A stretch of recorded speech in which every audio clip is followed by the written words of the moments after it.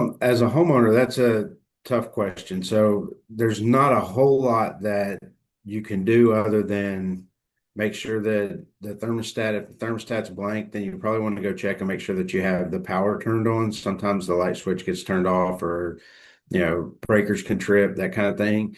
You can check those.